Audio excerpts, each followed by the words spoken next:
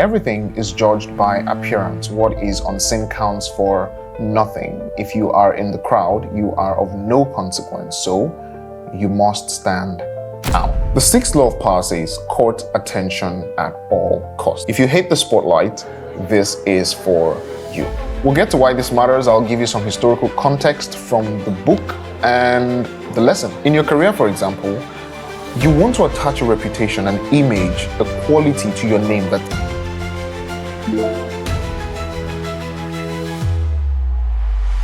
Let's start with this. In your career, for example, you want to attach a reputation, an image, a quality to your name that sets you apart from other people. The reason is simply because what you do is not enough. The hack is in how you do it. There's no scarcity of painters, engineers, YouTubers, writers, artists.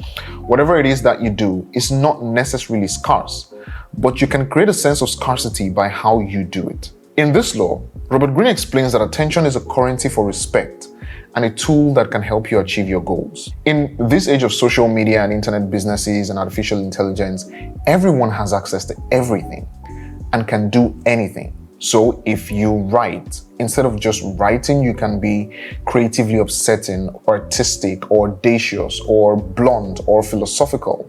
Right. But don't just be unintriguing. Even if you're unintriguing, be unintriguing with style, like Between Two Ferns by Zach Galifianakis. Hi, welcome to another edition of Between Two Ferns. I'm your host, I'm your host, Zach Galifianakis, and my guest today is Keanu Reeves. Thank you for being here. Thanks for having me here. On a scale of 1 to 100, how many words do you know? 1 to 100. Like, do you know 50 words? Do you know 75 words? Do you know 18 words? In The Matrix, Neo is the chosen one. Yeah. So he's Jewish? I'm sorry, what? Neo is Jewish? Neo is Jewish. Because he's chosen. He's the chosen one. To gain attention, find a unique edge to yourself and the work that you do. Most people don't know this story about Nikola Tesla and Thomas Edison, but they battled for relevance in the electricity space in the 1800s, and Edison beat Tesla to it. I know the car Tesla, but yeah, he beat him to it. Edison knew that to raise money, he had to remain in the public's eye. So he would design dazzling experiments to display his discoveries with electricity. He would talk about inventions and innovations of the future, robots and machines that can capture thoughts. I mean, we have some of these things now, but at the time, they didn't exist, and he had no plan to spend his time, energy, or resource on any of these things. But these conversations, these things he did, kept him relevant. The public talked about him. Thomas Edison did everything he could to make sure that he got more attention than his rival, Tesla, who may have even been more brilliant than him. The car Tesla? Yeah. And pretty much all electric cars.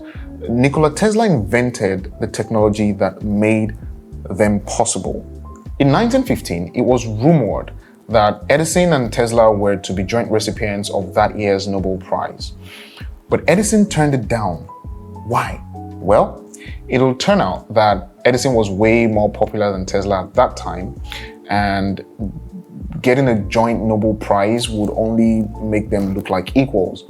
Edison was willing to sacrifice a Nobel Prize for any attention that his rival will get. The prize later went to a pair of English physicists. Pablo Picasso never allowed himself to fade into the background. If his name started getting attached to a style of painting, he will intentionally upset the crowd with a new series of paintings that went against all expectations. Again, in the age of social media, internet businesses, and artificial intelligence, everyone has access to everything and can do anything, right? And what Robert Greene is saying with this law is that what you do is not enough. How you do it must be special. You don't have to like the limelight. If what you do is great enough, if the way you do it is special enough, if people like the way you serve it, they like the way you do it, they like to watch you do it, they like the way yours comes, they like your twist to it, they will do the work of spreading the news about you. There are many successful people that are not necessarily in the limelight until you dig into their space, right? You probably don't know the 10 top people in AI or real estate or food or something, right? But if you go into their space, the people that are in that space know them. They don't know them because they try to get popular. They know them because if you want it done a certain way, they are the ones you go to. If you want it served a certain way, if you want it painted a certain way, if you want it spoken a certain way, if you want it filmed a certain way, if you want it written a certain way, they are the ones you go to, right? So don't bother about spreading the news about yourself. People will spread the news about you.